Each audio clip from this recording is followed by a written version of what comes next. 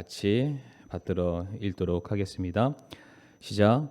또 너희 역시 내 사정과 내가 어떻게 행하는지를 알게 하려 함이니 사랑받는 형제요 주 안에서 신실한 사역자인 두기고가 모든 일을 너희에게 알리리라. 내가 그를 같은 목적으로 너희에게 보내었노니 이것은 곧 너희가 우리의 사정을 알게 하고 또 그가 너희 마음을 위로하게 하려 함이라. 아멘. 말씀에 잠시 기도하겠습니다. 사랑과 은혜가 많으신 아버지 하나님, 하나님께서 우리를 너무나도 사랑하여 주셔서 독생자 예수 그리스도를 이 땅에 보내주셨고 그 사랑이 십자가에서 확증됨으로 인하여서 우리가 하나님의 사랑받는 자녀가 되었습니다. 또 저희들 주님의 몸된 교회에서 주님의 말씀을 통해서 돌보시는 손길을 통해서 매일의 삶을 통해 우리가 하나님의 사랑을 또 경험하며 살아가고 있습니다. 우리가 사랑받는 대로 사랑 베풀면서 살아가게 하여 주시옵소서.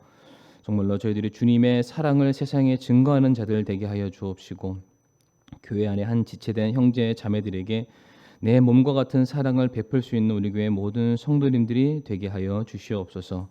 주님을 사랑하는 만큼 우리들의 삶 속에서 사랑 베풀미 넘쳐날 수 있는 우리 교회 모든 성도님들이 되길 바라며 또 말씀을 통해서 주님 또 깨닫게 하여 주시고 역사하여 주시옵소서. 예수님의 이름으로 기도를 드리옵니다. 아멘.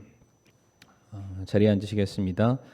에베소서 6장 21절부터 22절까지 말씀 통해서 사랑받는 성도라는 제목을 함께 말씀을 나누도록 하겠습니다. 오늘 본문에서 우리는 한 사람, 한 인물의 이름을 발견을 할 수가 있는데요. 그 이름은 두기고입니다. 두기고. 혹시 나는 두기고에 대해서 잘 안다. 혹시 그런 성도님들 계십니까?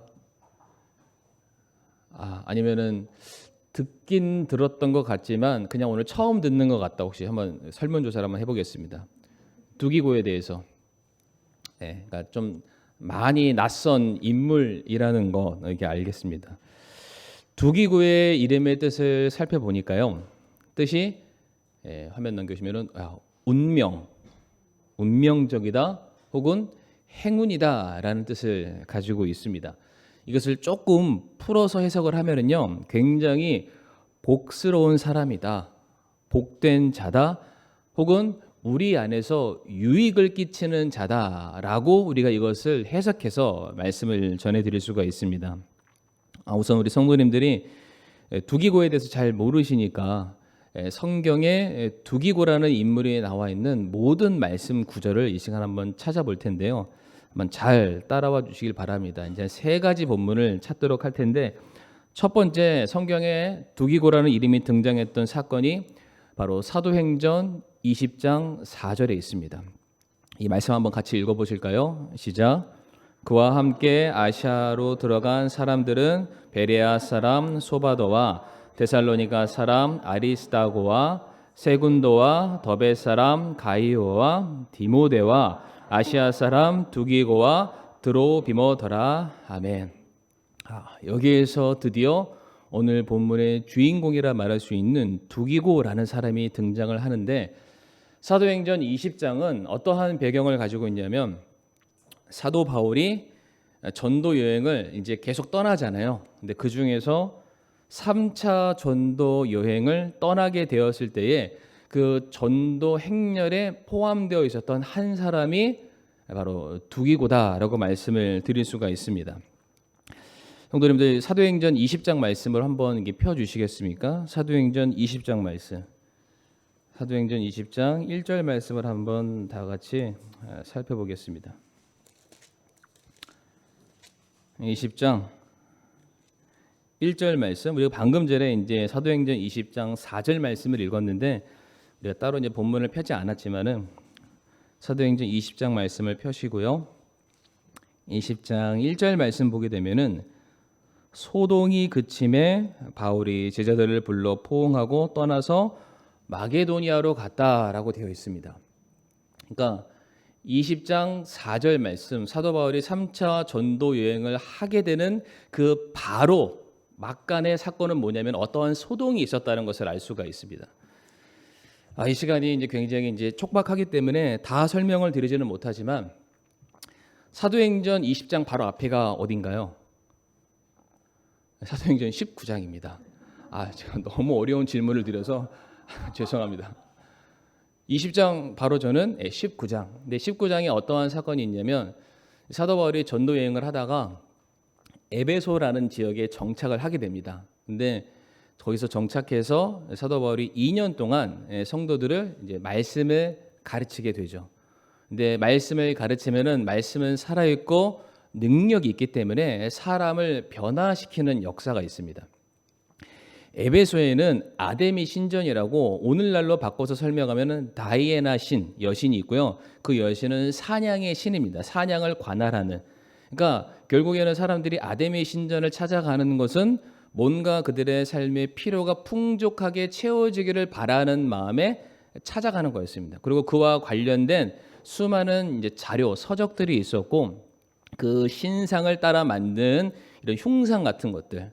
우리 최근에 이제 어떤 일단 생략하고 어쨌든 그런 걸 만드는 그런 사람들이 굉장히 지금 많이 있는 상황이었습니다. 그런데 바울이 가서 말씀을 가르치게 되었을 때 사람들이 드디어 이제 깨어지기 시작합니다.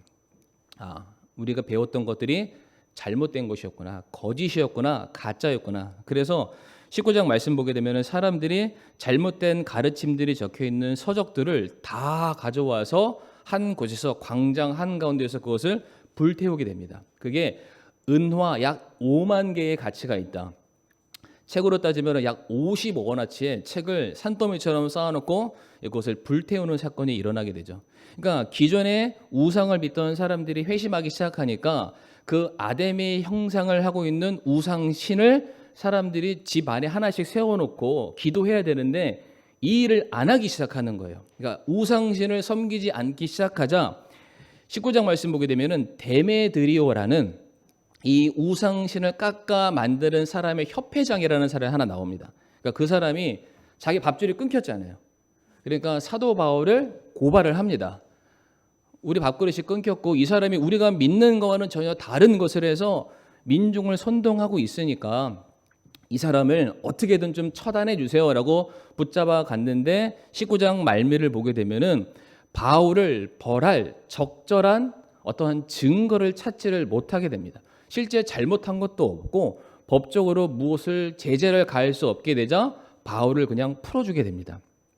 그 소동을 말하는 겁니다. 그러니까 바울이 복음으로 말미암아 한 민족과 지역에 들썩이는 그런 사건이 있었는데, 그러니까 긍정적인 측면으로는 사람들이 변화됐지만 부정적인 측면으로는 바울을 죽이고 싶어하는 사람들이 굉장히 지금 많아진 상황이다라고 볼 수가 있고요.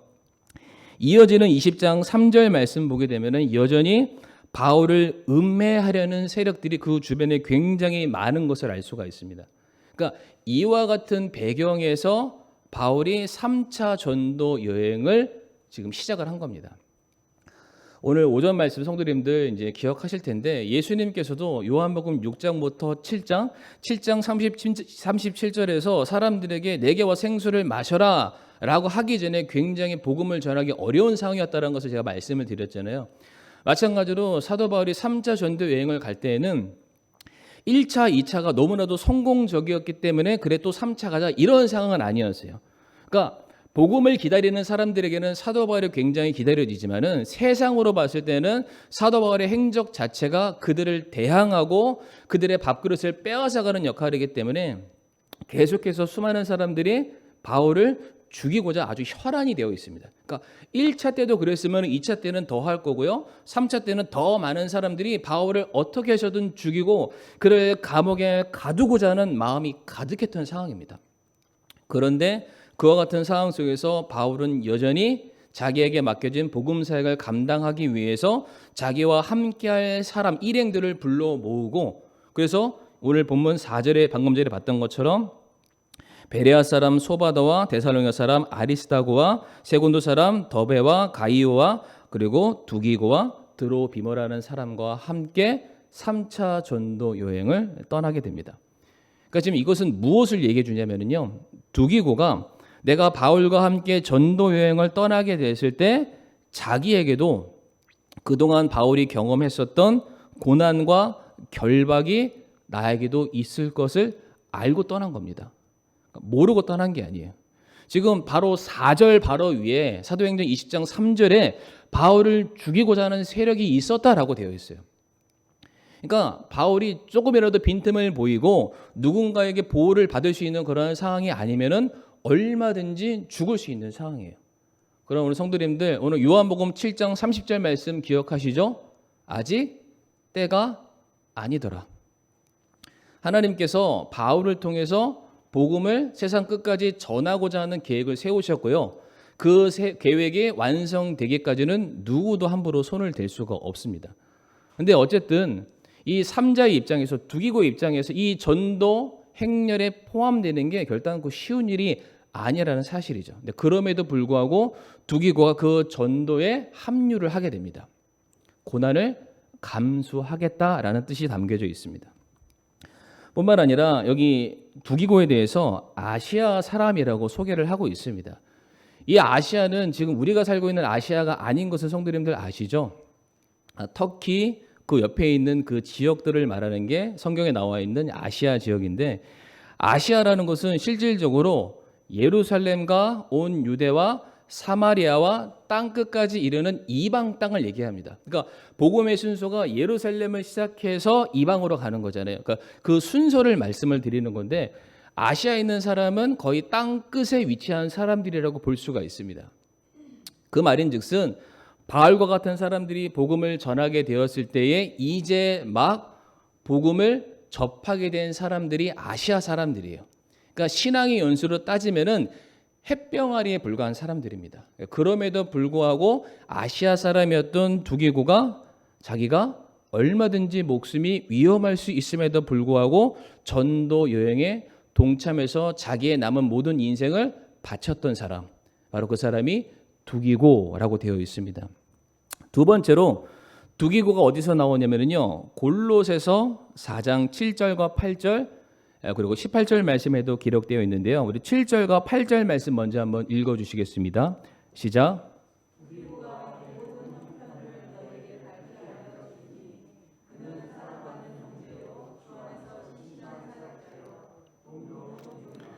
내가 그를 같은 목적으로 너희에게 보내었노니 이것은 곧 그가 너희 형편을 알고 너희 마음을 위로하게 하려 함이라. 아멘. 여기서 보게 되면 두기고가 어떠한 역할을 했냐면, 내 형편, 사도 바울의 형편을 알고 너희 형편, 골로새 교회 성도들의 형편을 알고 그 사이에서 메신저의 역할을 감당했던 사람이 두기고다라고 말을 하고 있는데, 밑에 이어지는 18절 말씀 보게 되면은 왜 바울이 두기고를 통해서 골로새 교회 성도들에게 소식을 전할 수밖에 없었냐? 나와 있죠. 내가 결박 당한 것을 기억하라라고 되어 있습니다. 바울이 감옥 안에 있기 때문에 성도들을 만나는 일에 어려움이 있었어요. 그러니까 그 일을 대신해서, 자기를 대신해서 골로새 교회의 어려움과 그들의 형편을 돌아보고 위로하고 가르치는 일을 누가 감당했냐면은 18절 마지막 보게 되면은 두기고와 오네시모라는 사람을 계속해서 바울이 자신을 대신해서 메신저로 그들을 사용하게 됩니다.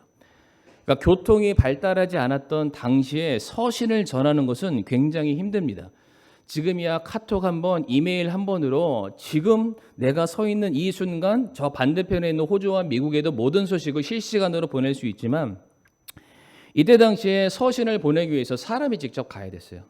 그러니까 무슨 소식을 한번 전하려면은 3개월에서 4개월은 그냥 우습습니다. 그럼에도 불구하고 이 일을 감당함에 있어서 바울이 이것을 누구에게 맡겼냐면은 두기고라는 사람에게 맡겼다라는 겁니다. 특별히 자기의 형편을 알고 또 골로새 교회의 형편을 대신해서 둘 사이에서 그 모든 것들을 충분히 충족시켜주고 서로 간에 있는 오해를 다 불식시키고 서로가 더욱더 유대 관계를 하나로 뭉치는 데 있어서 도움을 주는 자가 바로 두기고라는 사람입니다. 성도님들, 우리 출애굽기 말씀 보게 되면은 가나안 땅을 정탐하러 갔을 때 12명의 사람이 가지만 그 중에서 10명의 사람은 부정적인 말을 했고요. 2명의 사람만 긍정적인 말을 했습니다. 같은 사건과 같은 이벤트를 보고서도 이해하는 게 달랐어요.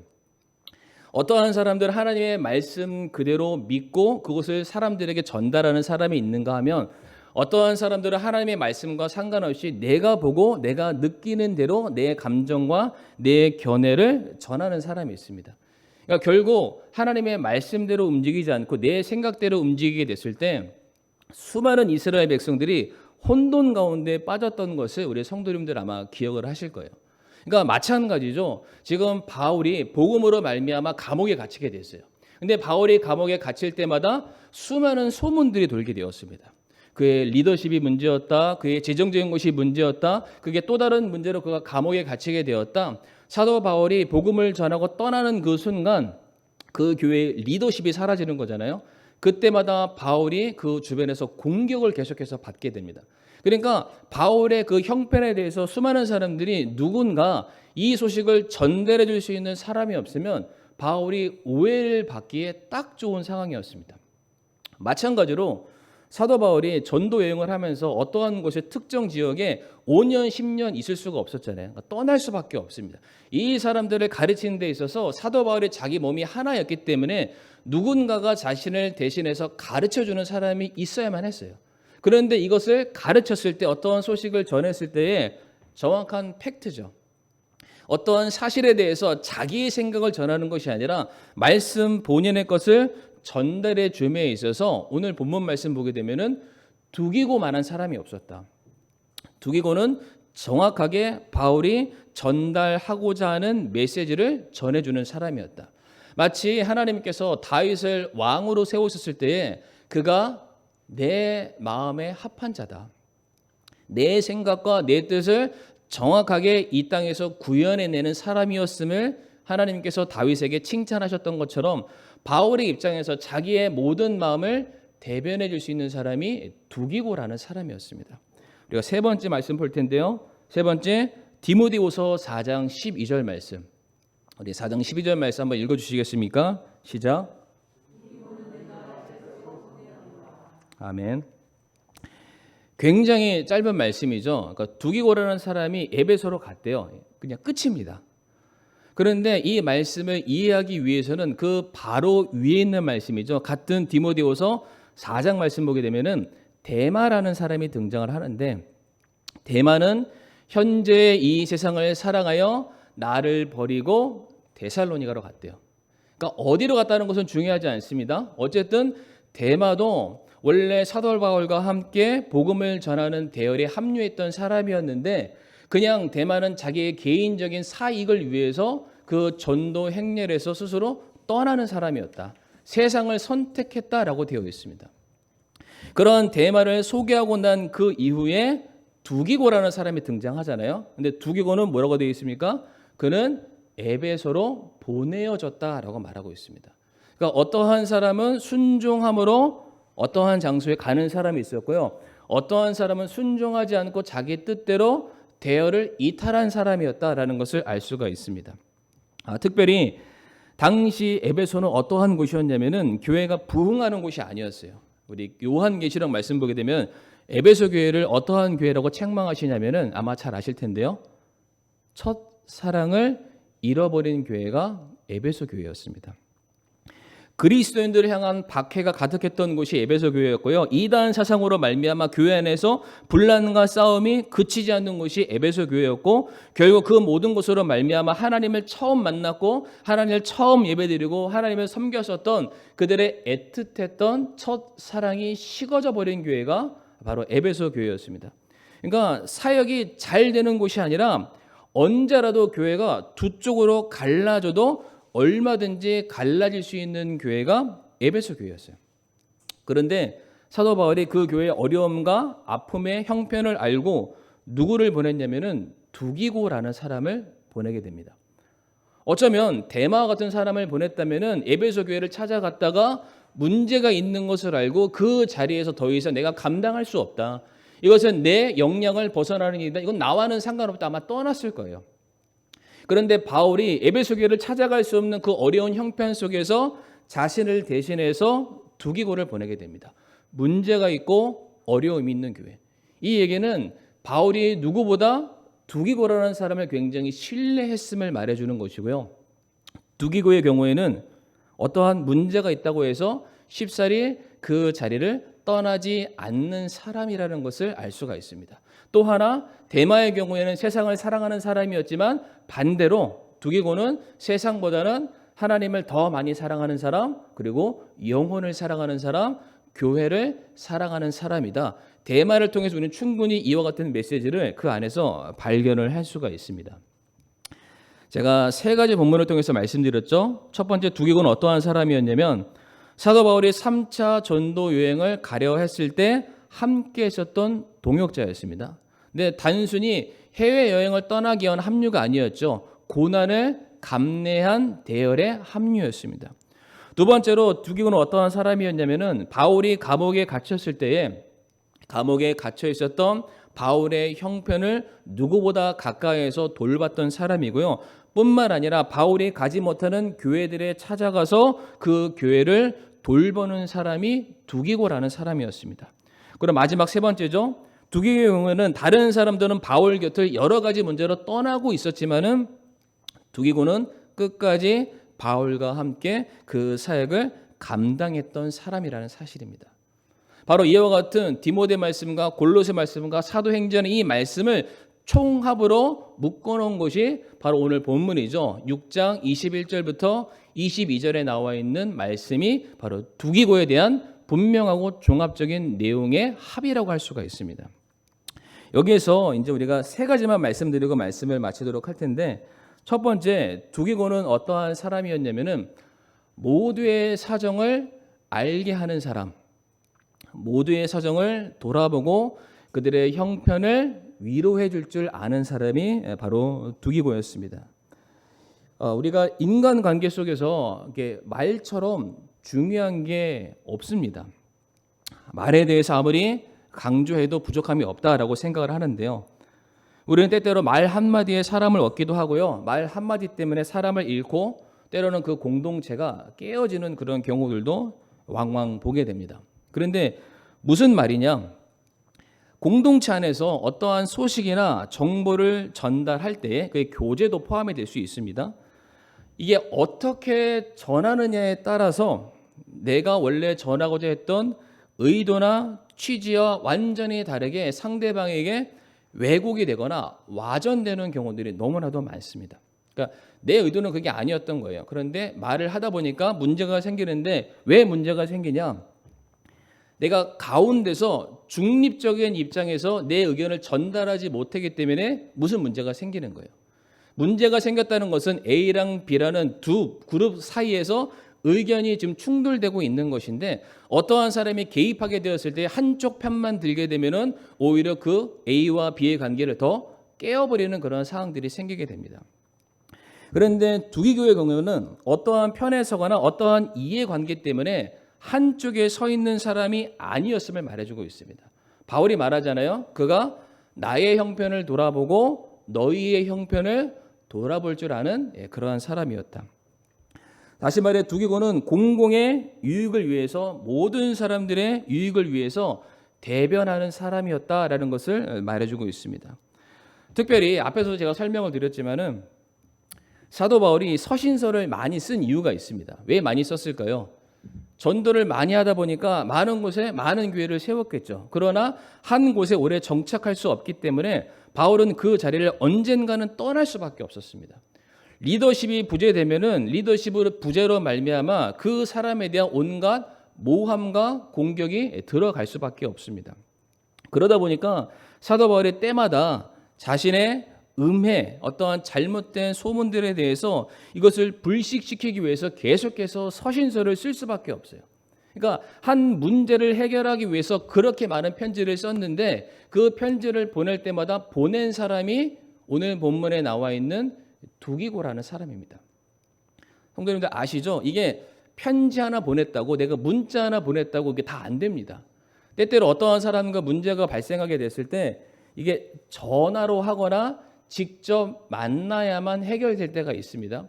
내가 아무리 문자로 편지로 장황하게 내 형편과 마음을 이게 다 표현했다 할지라도 한 번 만나서 내 얼굴 표정 보여주는 게 더 확실할 때가 많이 있습니다. 근데 두기고의 경우에는 지금 바울의 편지를 받아들고 가면서 바울의 마음을 대변했음을 말해주는 거예요. 그러니까 정확하게 바울의 마음을 가지고 성도들에게 간 거죠. 그러나 단순히 바울의 편에만 쓴 사람이 아니에요. 성도들의 마음을 충분히 배려해서 그 가운데서 어떠한 어려움을 중재하고 해소하는 일에 그의 모든 삶을 드리게 되었다. 이 사람이 두기고였음을 말해주고 있습니다. 성도님들, 제가 처음에 두기고의 이름의 뜻이 뭐라고 말씀드렸죠? 행운, 운명적이다. 한번 생각해 보세요. 우리 교회에 두기고와 같은 사람이 있는 거예요. 성도와 성도 사이에 다툼과 갈등을 중재하고 오해를 해소시켜주는 그러한 사람, 혹은 성도와 목회자 사이에 어려움과 문제를 해결해주는 그러한 사람, 혹은 성도와 교회 사이의 문제와 위기를 극복해야 하는 일에 항상 그 가운데서 힘쓰는 사람이 있다. 그래서 항상 교회가 하나로 뭉치고 세워지고 열매를 맺는 일에 항상 주도적으로 그 사역을 감당하는 사람이 있다. 그런 성도가 있는 교회가 행운이 아니겠습니까? 그러니까 저는 이 자리에 있는 우리 모든 성도님들이 두기고와 같은 분들이 되기를 간절히 바라겠습니다. 모든 문제를 중재하고 모든 성도 간의 관계를 원활하게 하고 교회와 공동체를 세우는 일에 앞장서는 저와 우리 사랑하는 성도님들이 되시기를 바라겠습니다. 두 번째로 두기고는 어떠한 사람이었냐면은 사랑받는 사람이었다라고 말합니다. 사랑받는 사람. 모든 사람에게 사랑받는다는 것은요, 우리가 역설적으로 설명해서 모든 사람을 사랑하는 사람이다. 그러니까 사랑만 받는 사람 없습니다. 일방적으로 사랑을 주기도 합니다. 그러니까 이미 제가 앞에서 설명드렸던 것처럼 두기고는 누구 편에 서서 누구의 입장만 대변하는 사람이 아니라 모든 사람들을 두루두루 살필 줄 아는 사람이었습니다. 그러하기에 두기고의 사랑은 한쪽으로 쏠림이 없습니다. 모든 성도들을 같은 마음으로 사랑하고 똑같이 섬기고 똑같이 돌아보는 일에 앞장섰던 사람이 바로 두기고와 같은 사람입니다. 성도님들, 우리 교회에 두기고 같은 분이 누구실까요? 우리 교회 안에. 아마 그분을 살펴보게 되면은 나한테만 잘해주시는 분은 아닐 거예요. 그러니까 누가 봐도 이분은 정말로 믿음이 좋아, 사랑 많으신 분이야 라고 했을 때 그분은 나와만 관계 좋으신 분이 아닌 거예요. 나에게도 잘해주시지만은 어르신들에게도 잘하시고요, 자기보다 손 아래 사람들에게도 잘 섬기시고 교회의 새로운 사람들에게도 기꺼이 낮은 자세로 섬기는 헌신의 모습을 보여주는 것을 우리가 잘 알 수가 있습니다. 왜? 모든 사람들에 대해서 똑같은 마음으로 그분들을 사랑하기 때문에 그분이 하는 말씀에 대해서 우리가 경청할 수밖에 없습니다. 왜 그럴까요? 이분이 하는 말에는 일단 자기 욕심 때문에 하는 말이 아니라는 것을 너무 잘 알기 때문이에요. 차라리 그러한 분들은 내가 손해를 봤을지언정 이 사람을 세우고 교회의 유익을 위하여 것이다라는 것을 듣는 사람이 잘 알기 때문에 그와 같이 섬길 줄 아는 두기고와 같은 성도들의 말들은 누구나 다 경청해서 듣게 되고 그 사람의 얼굴만 봐도 아마 마음의 행복함을 느끼게 될 겁니다. 제가 이 시간 누구라고 제가 말씀을 드리지 않겠지만 아마 성도님들 마음속에 맞아, 이분은 우리 교회의 두기고와 같은 분이야, 이분이 있기 때문에 우리에게 정말로 행운이 있어라는 아마 그런 분들이 계실 거예요. 그러니까 두기고는 모든 사람들에게 한쪽에만 편향된 사랑이 아니라 모든 사람을 두루두루 사랑하는 사람이었는데, 같은 말씀이죠. 에베소서 3장 18절과 19절 말씀 보면 이러한 말씀이 있습니다. 에베소서 3장 18절에서 19절 말씀 보게 되면 제가 한번 읽어보겠습니다. 모든 성도들과 함께 너비와 길이와 깊이와 높이가 어떠함을 능히 깨닫고 지식을 뛰어넘는 그리스도의 사랑을 알아 하나님의 모든 충만하심으로 충만하게 되기를 구하노라 라고 되어 있습니다. 그리스도의 사랑에 대해서 소개할 때 어떻게 소개하냐면 참 그분의 사랑이 크다라고 말하지 않고요, 너비와 길이와 깊이와 높이가 어떠한 줄을 알아야 된다라고 하나님의 사랑에 대해서 표현을 하고 있습니다. 다시 말해서 에베소서에서 말하는 주님의 사랑은 뭐냐면은 전방위적인 사랑입니다. 한쪽으로만 치중된 사랑이 아니라 동서남북 전후좌우 앞뒤 위아래 모든 사람들을 향해서 골고루 뻗어나가는 공평한 사랑이라는 것을 말해주고 있는데, 바로 오늘 본문에 나와 있는 두기고가 그러한 사람이었다라는 거예요. 너와 나 편을 가라는 사람이 아니라 그 사람들 사이에서 모두가 주 안에서 하나가 되도록 동일하게 균일하게 사랑을 베푸는 사람 두기고. 그러니까 그러한 사람 한 사람만 있어도 교회는 결코 깨어지거나 갈라질 수가 없습니다. 더 하나가 될 것이고요. 더 돈독한 사랑으로 그 교회에 더 많은 열매가 맺게 될 텐데 오늘 본문의 두기고가 바로 그러한 사람이었다. 모든 사람들을 사랑해 주는 사람이었다. 그렇기 때문에 그가 사랑받는 사람이었음을 가르쳐주고 있습니다. 마지막으로 세 번째인데요. 두기고는 어떠한 사람이었냐면은 신실한 자였다. 두기고는 신실한 자였다라고 말하는데 신실함에는 어떠한 뜻이 담겨져 있냐면은 매일매일이라는 뜻이 담겨져 있습니다. 매일매일. 이것에 대해서 정확하게 설명해 주는 본문 말씀이 있는데 예레미야애가 3장 22절에서 23절 말씀 굉장히 제가 좋아하는 말씀이기도 한데요. 우리 같이 한번 이 말씀 읽어보실까요? 예레미야애가 3장 22에서 23절 말씀 시작.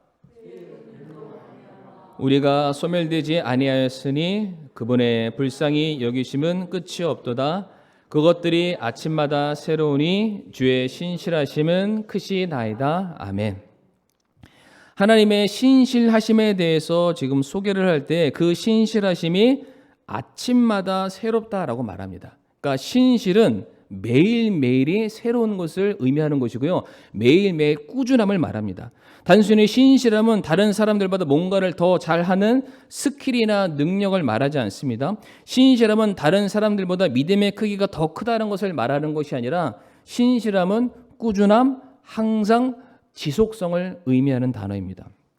그러니까 그런 말씀 들어보신 적 있으시죠? 잘하는 사람이 끝까지 하는 게 아니라 끝까지 하는 사람이 잘하는 거다. 끝까지 남아있는 사람이 승리하는 사람이다. 그러니까 이와 같은 관점으로 만약에 하나님의 사랑이 우리의 저와 성도님들의 행함에 기준한다면 누구도 살아남을 자가 없죠. 왜? 모든 사람이 죄인에 불과하기 때문에. 하나님의 사랑이 하나님의 기분과 컨디션에 따라서 우리에게 주어진다면 우리는 다 죽을 수밖에 없습니다. 그러나 하나님의 사랑과 긍휼과 오래 참음과 자비와 은혜는 방금 전에 봤던 말씀 보게 되면은 신실하게 매일매일의 삶에 끊이지 않고 계속해서 우리에게 공급되고 있습니다. 그러니까 신실함이라는 게 그렇다라는 거예요. 우리의 연약함에도 불구하고 부족함에도 불구하고 죄 많음에도 불구하고 우리에게 약속하셨기 때문에 하나님은 우리를 사랑하심을 결코 후회하지 않으시고 끝까지 책임지시고 베푸시고 돌보시는 하나님, 그 하나님의 성경에서 신실하신 하나님이라고 말합니다.